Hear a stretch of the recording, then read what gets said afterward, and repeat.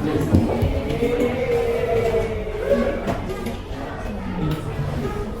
hari ini ada ya? Baik, ada lagi?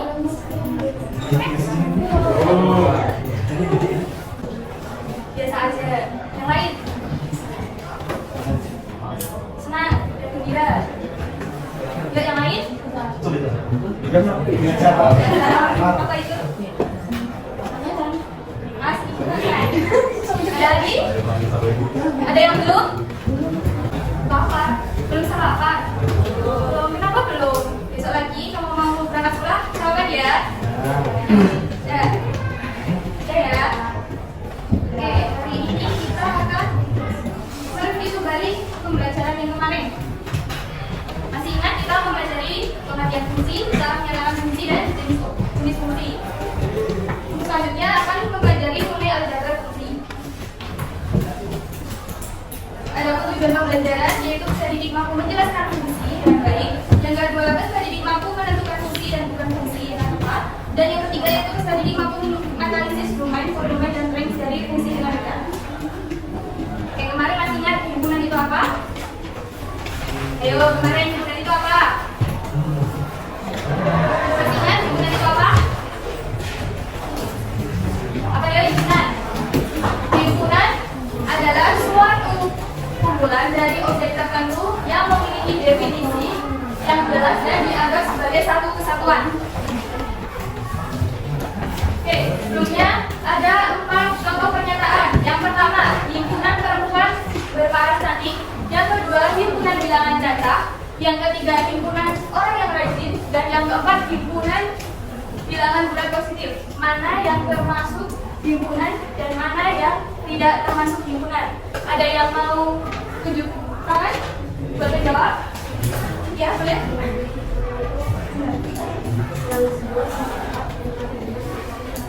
Oke, teman kalian ada yang berpendapat yang himpunan itu yang 2 dan 4 dan yang bukan himpunan itu 1 dan 3. Ada yang berpendapat lain atau setuju? Oke, benar ya.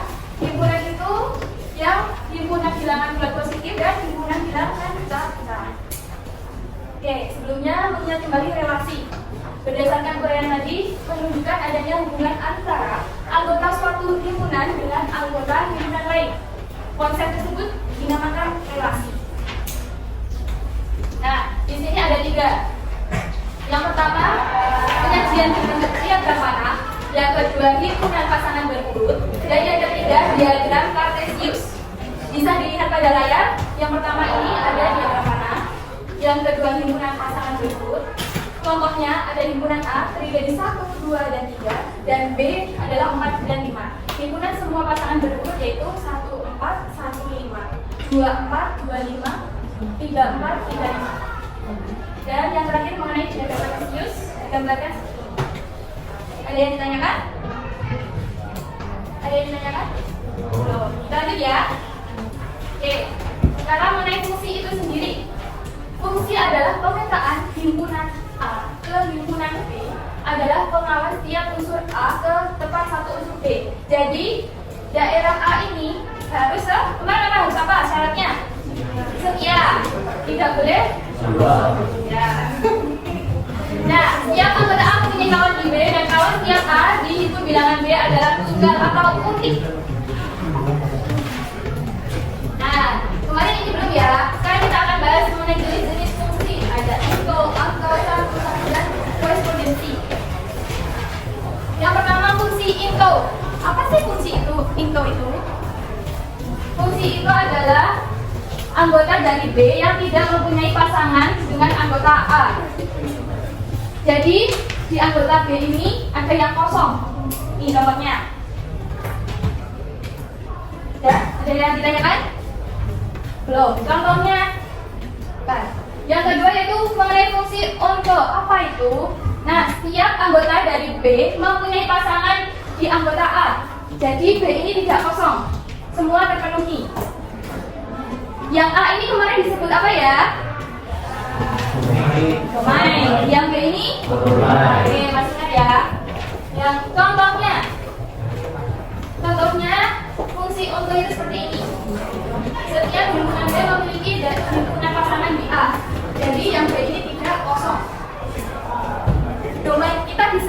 domain, kodomain, dan range-nya. Yang pertama, domainnya adalah A, B, C. Yang kedua, tentang kodomainnya ada 1 dan 2. Dan hasilnya 1 dan 2. Sampai di sini ada pertanyaan? Belum. Oke. Yang ketiga yaitu fungsi injektif atau bisa disebut 1-1 jika anggota B yang hanya mempunyai satu pasangan dengan anggota A. Maksudnya gimana? Nah, contohnya ini. Jadi di B itu tidak ada yang kedua. Maksudnya di A itu pasti 1-1 di B. Ya, siap. Ya, contohnya untuk domainnya yang A ini ada A, B, dan C. Sedangkan yang di B yaitu kodomainnya ada 1, 2, 3, dan 4. Range-nya itu karena A ini dipasangkan dengan 1 maka 1, B ini 2 berarti 2, C ini 3 dan 3 dan 4-nya ini tidak termasuk dalam range. Ada yang ditanyakan untuk sifat ketiga, jenis ketiga? Oke, selanjutnya injektif. Injektif ini ada 2 sifat, dia subjektif dan injektif. Jadi contohnya seperti ini.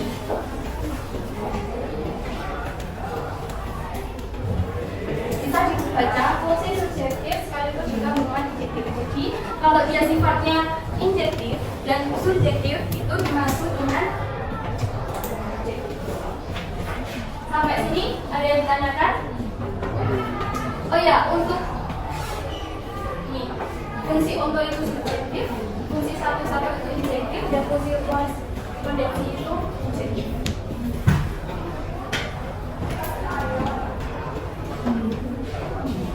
Ya, ada yang ditanyakan jenis-jenisnya? Nah, ini ada contoh permasalahan. Ini nggak percaya? Belum ya? Ya udah, saya lewati ya. Ada 3 permasalahan, nanti kalian bisa bentuk berkelompok untuk menyelesaikannya. Nanti ini kita bisa gambarkan melalui kita gambarkan terus kita tentukan itu tuh subjektif atau apa? Injektif. Ada 3 ya, ada 3 permasalahan. Nanti kalian tentukan itu mana injektif itu mana injektif itu mana. Sekarang untuk menentukan domain, kodomain, dan range. Ini kelihatan tidak? Kelihatan. Oke. Dari A dan B ini A ya. Sebelah kiri itu A, dan sebelah kanan itu B. Mana yang termasuk fungsi dan mana yang bukan termasuk fungsi? Ada yang mau tunjuk atau mau simpan? Tunjuk atau ditunjuk? Mana? Kita lihat. Yang mana fungsi, yang mana bukan fungsi. Ingat, syarat fungsi itu apa? Dokumennya. Oke, boleh. Yang fungsi itu yang B, yang kotak sebelah kanan, yang bukan fungsi yang A. Alasannya? Karena yang A itu yang sebelah kiri, yang domainnya ada yang kedua. Terus yang B? Yang B tidak ada yang kedua, jadi dia. Ada yang masih bingung sampai sini?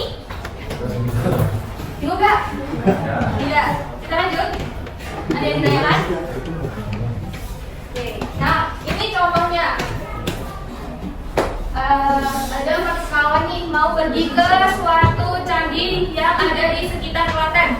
Ada Prambanan, Pausan, Sewu, Sejiwa, dan Buddha. Yang pertama, Yogi itu memilih pergi ke Candi Sewu. Yang kedua, Rifki memilih ke Candi Prambanan. Yang ketiga, Ratna memilih ke Candi Pausan. Dan yang keempat, yaitu Eka ke Candi Buddha. Kalian pernah nggak ke candi salah satu itu? Ada yang belum sama sekali? Ada yang belum sama sekali?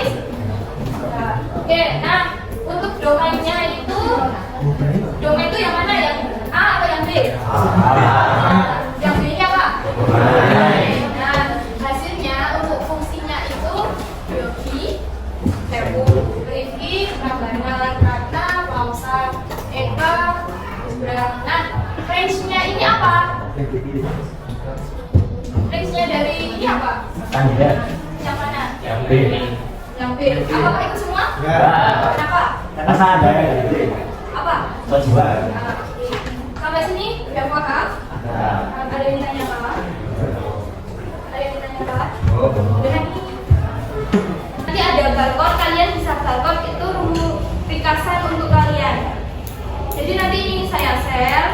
Nah, di belakang-belakang nanti ada barcode itu untuk rangkuman kalian. Ada contoh-contoh soal untuk sampai di sini ada yang tanya kan? Belum. Kalian bisa buka terakhir itu ada kelompok untuk pembelajaran selanjutnya kita ada kelompok. Bisa dilihat nomor 1 yaitu Afifah, Ainul, Galang, Indri, Raihan, Rufaida, 3, nomor 2 Aisyah, Mania, Hani Fajar, Nadira, Raihane, Sylvie, dan Galang. Yang ketiga yang kelima ada di situ. Saya beri waktu untuk 1 menit.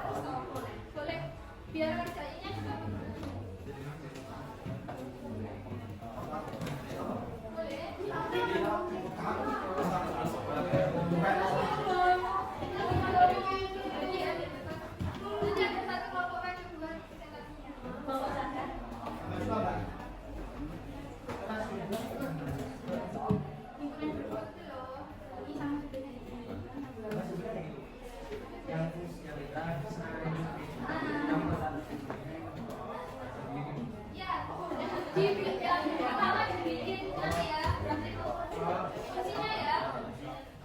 Di gambar fungsinya yang baik, waktunya kalian istirahat dan pekerjaannya belum selesai nanti bisa diselesaikan waktu senggang. Kalau udah bisa kalian kumpulkan di basecamp kami di belakang kampus. Ya, ada yang kan?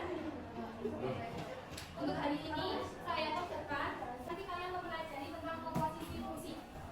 Kalian pelajari dulu di rumah, bisa buka YouTube, bisa buka buku. Oke? Dari saya